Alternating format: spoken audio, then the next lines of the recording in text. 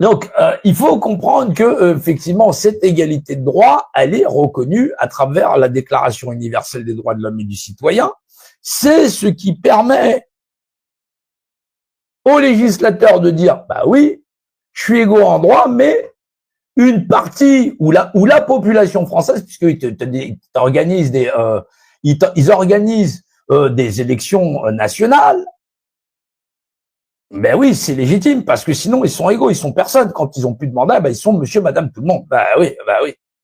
C'est pour ça que quand ils ont été mandatés, derrière, ils se font aussi des retraites en or, hein. Ben, ouais, des salaires en or, des retraites en or, et derrière des gardes du corps, des voitures de fonction, et ainsi de suite. Ben oui, parce que retomber dans l'anonymat et puis pas pouvoir en avoir gratté, ben, ça devient compliqué.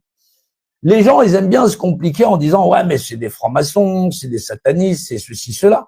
Mais d'où tirent-ils leur pouvoir?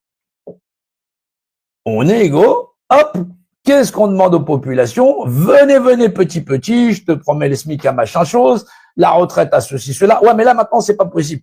Voilà. Des promesses, tout bon flatteur vit aux dépens de celui qui l'écoute. C'est pourtant la première fable qu'on apprend aux enfants à l'école primaire. Ça relève du système primaire d'analyse. Tout bon flatteur vit aux dépens de celui qui l'écoute. Voilà. Le renard et le corbeau. Alors bien sûr que les gens, on leur demande gentiment, eux, ils vont récupérer la feuille d'émargement avec le nombre de votes et ils sont légalement en place et les administrateurs légaux de l'ensemble des populations qui ont renoncé à leur propre administration. Et là, quand on voit les chiffres dans les élections présidentielles, on se rend compte que sur une population potentiellement votante, voilà, on est près de 68 millions de Français, voilà, on a donc 48 millions de Français qui sont aptes à voter. Oui, il y a des gens qui sont trop vieux et on a les enfants. Donc, c'est pas sur 68 millions de Français, c'est pas 68 millions qui vont voter. Tu te doutes bien qu'une bonne partie de notre population sont soit des personnes âgées, trop âgées et qui, voilà, grabataires. Voilà, donc on arrive à faire voter les morts. Hein, je te le, oui, même à titre municipal, oui.